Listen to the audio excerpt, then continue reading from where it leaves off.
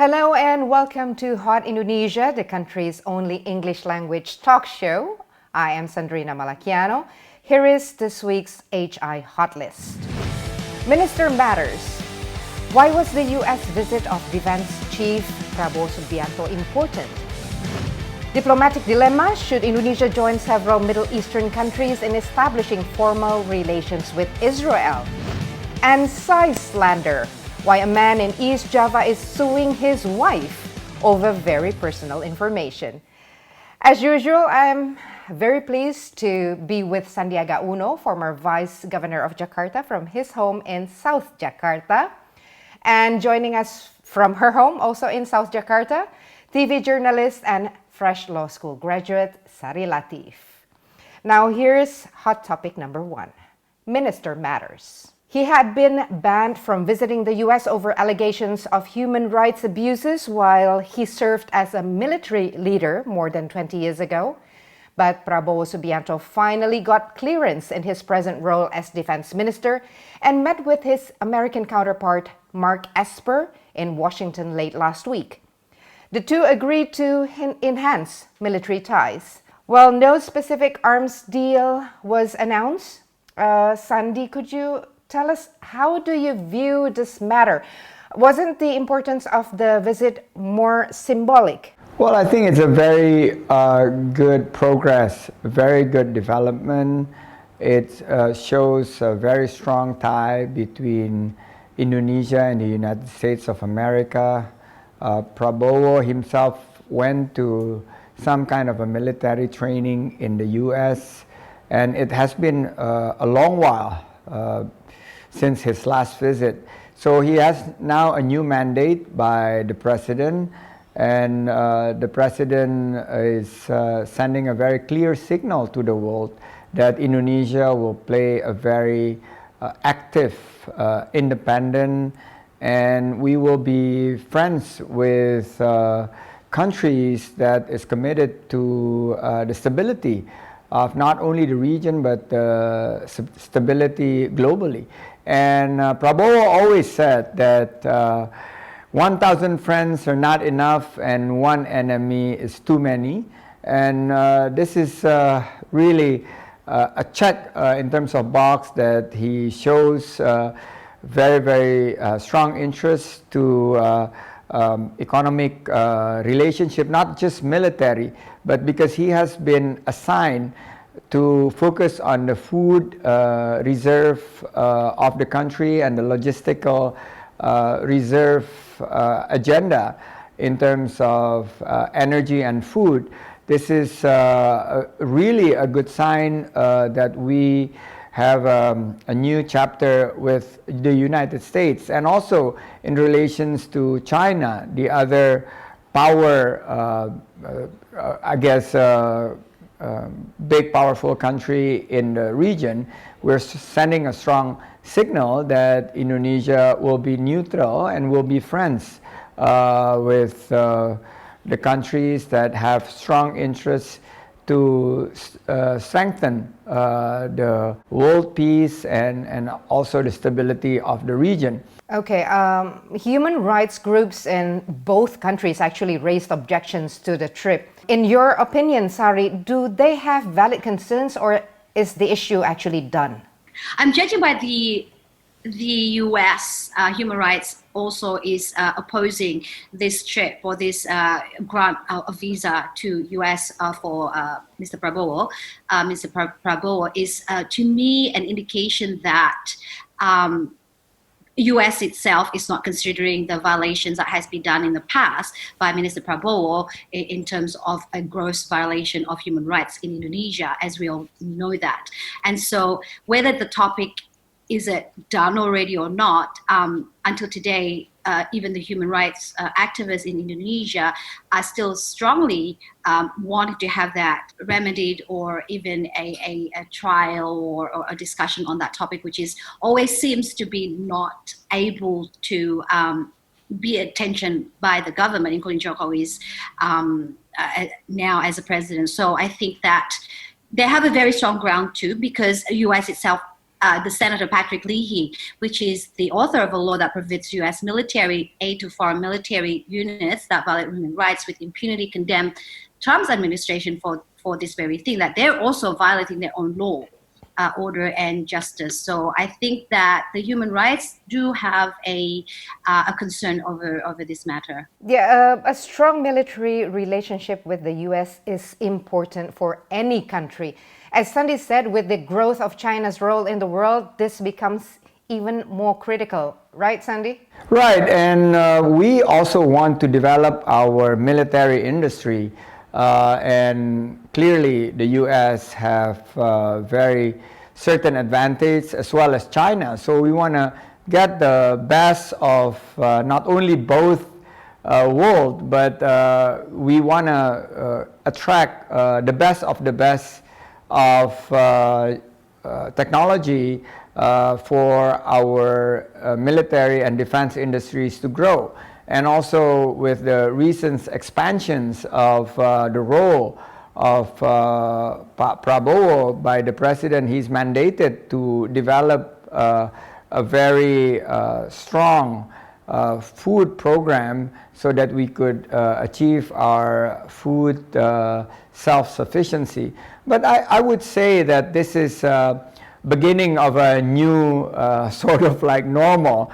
The human rights group have been raising this issue, but there have been 4 presidents who basically started the inquiries, and nothing has been proven. And I've ran alongside Prabowo in the last elections, and this issue came out and it was addressed, and it seems like this is like the final chapter of the issues, and Prabowo is now serving as defense minister, showing that this issue has finally been put to bed. Well said. Minister Prabowo also visited Austria and France to discuss hardware purchases. So, Sari, to close this segment, if Indonesia wants to take its place among global powers, having a strong military, as Sandy said, which is essential, what would you say? Well, I think it's quite confusing, the narration, because at one point we are told that we do have a strong military team, but at another point we need to modernize our equipment, which is, it's not wrong, but the question is, having to allies with the U.S. in this particular instance, where the U.S. will ask Indonesia not to have also a relationship with Russia, should they want to also purchase equipment from Russia. So I just hope that the country or the minister is able to stick to the non-alignment state that, as we have always been proud of.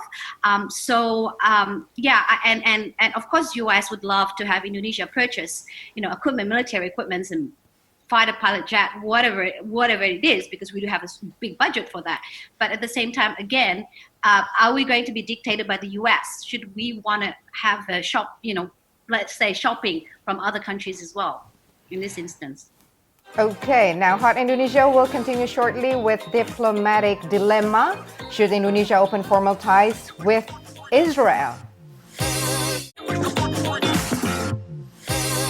You are watching Hot Indonesia with Sandy, Sari, and me. Here's hot topic number 2, diplomatic dilemma. Bahrain became the second Arab country in 2 months to normalize ties with Israel, joining the United Arab Emirates. The 2 countries will open embassies and exchange ambassadors in the next few months. Egypt and Jordan are the other 2 Arab states that recognize Israel. Perhaps a shift is here with more emphasis on business than ideology.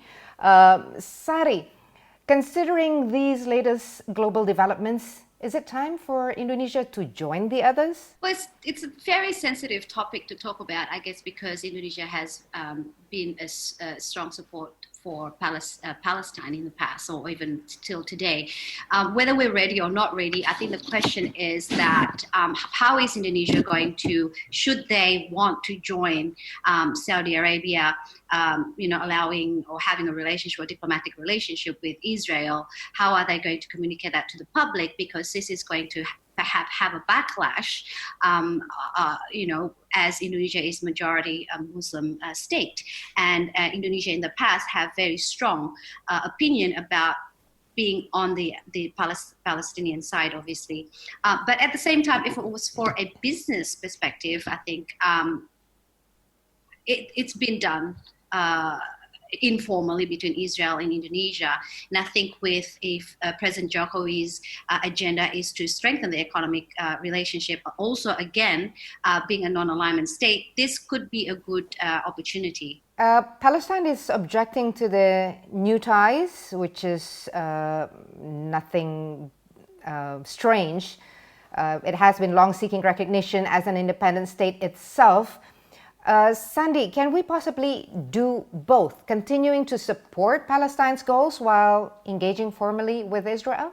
Well, we have a preamble of our constitutions that we have a foundation, that we have a strong commitment to world peace, and we will actively participate. Promoting world peace, including in the Middle East. And yes, it is really so fundamental to our foreign policies, and we definitely have been supporting the people of Palestine in terms of achieving the independence. And I visited Israel back in 2006, and well, the Middle East is a cradle of civilizations. The people of Palestine and the people of Israel have been living side by side.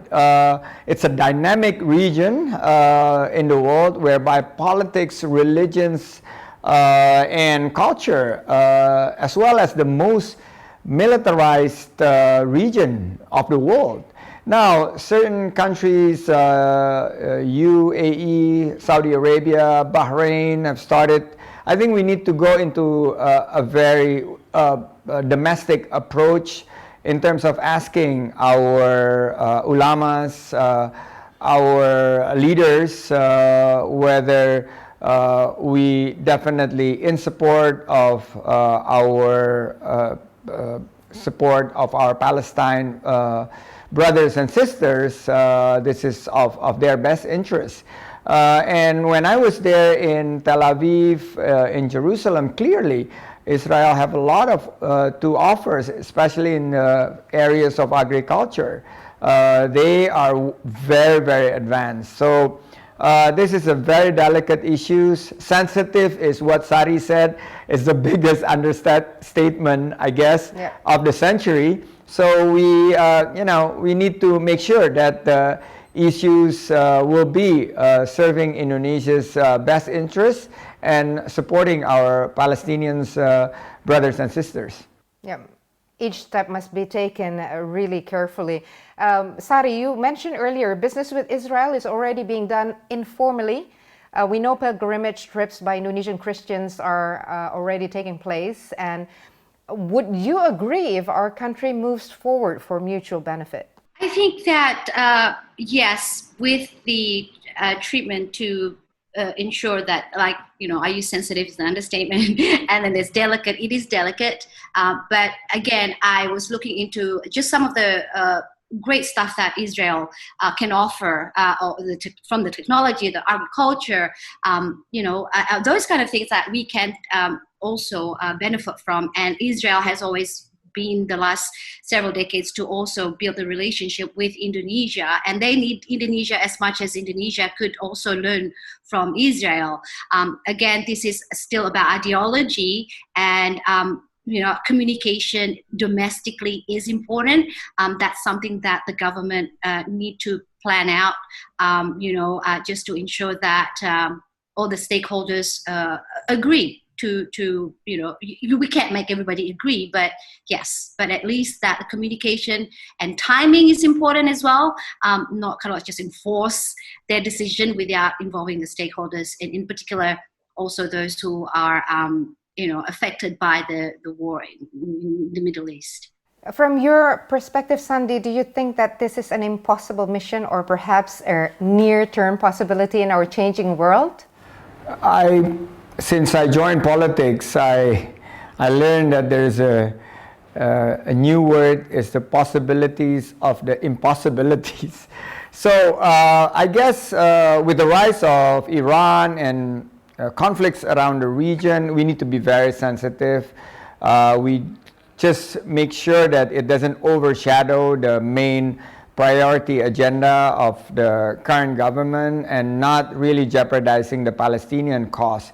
But not only the technological, agricultural affairs that we can benefit from the economic relations, also some of the telecommunications and digital advancements are actually using the Israeli technologies. They are already here, and they have not been dealing direct. They've gone through third countries. When I was in Moscow, there's actually several businesses using Israeli technologies actually now being available in Indonesia. So as more and more our Arabs, brothers and sisters, Arab countries opening up relationship, I think we need to do it stage by stage, take little baby steps, and make sure that it would not rock the boat domestically.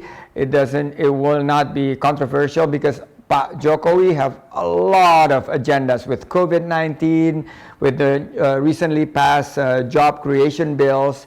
At the end of the day, it's how is it going to matter to Indonesia's best national interest. Yeah, a lot to take into consideration. Please stay with us for more. Coming up next, SIZE SLANDER. Should a husband sue his wife over intimate details?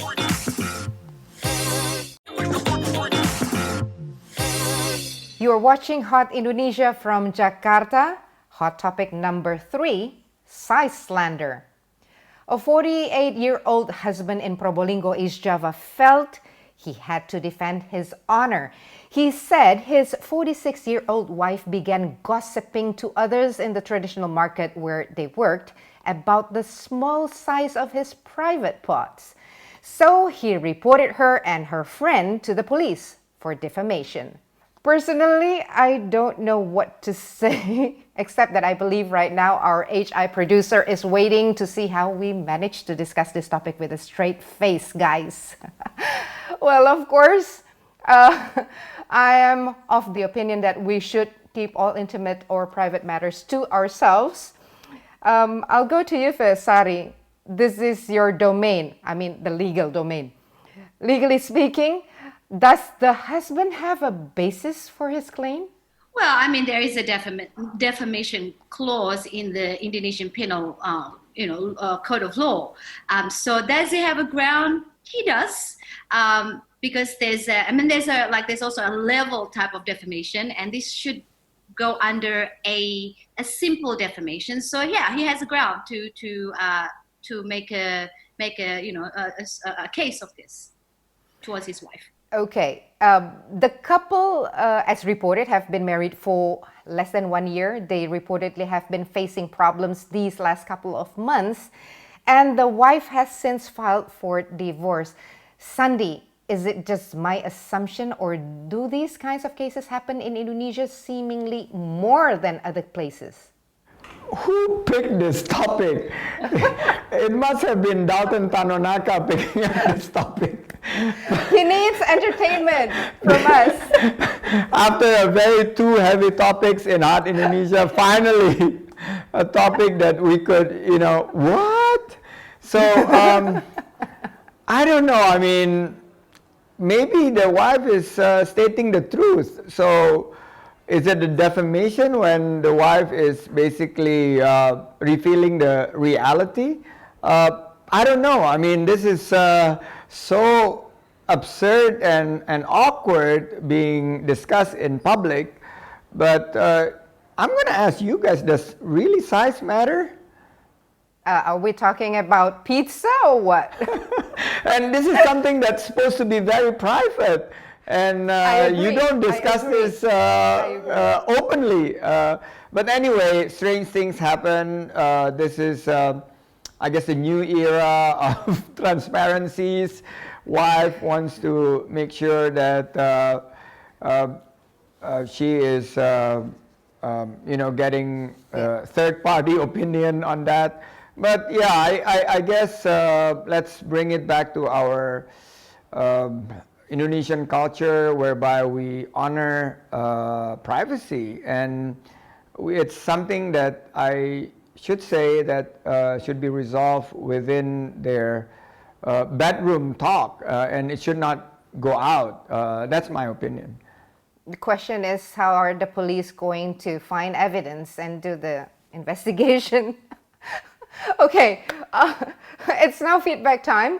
We always enjoy hearing from you from wherever you are watching us. Rijal posted this on our YouTube page. I love this channel. Well, we are happy to hear that, Rizal.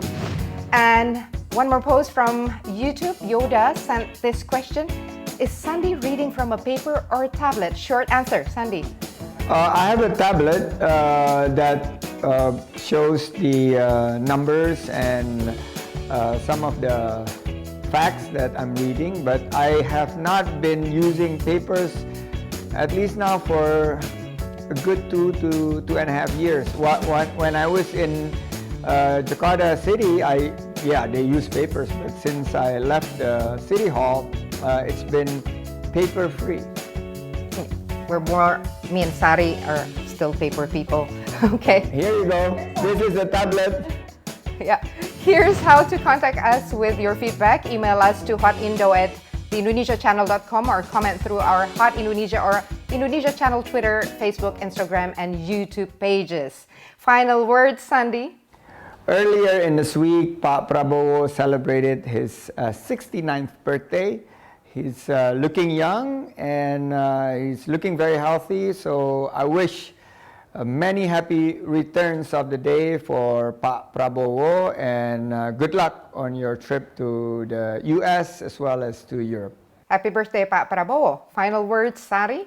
Yeah, happy birthday to Pak Prabowo as well. I think I watch him on news, and I think he feels he's in his element right now, being in his position as a Minister of Defense. But I think also for the government to pay a high attention into the domestic issues right now. I think that the COVID-19 situation, was still at war with that, and I think above anything else, the government should help in terms of ensuring that this number of COVID stays down.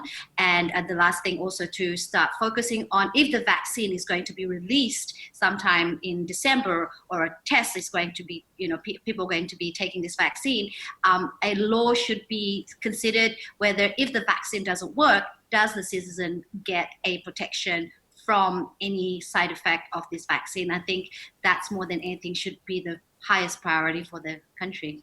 And my final words, next week on the 28th of October, the Indonesian people will celebrate Hari Sumpah Pemuda, or the Youth Pledge Day. On the 28th of October 1928, youth organizations declared the historic Youth Pledge, whereby they proclaimed 3 ideals: one motherland, one nation, and one language. Indonesia.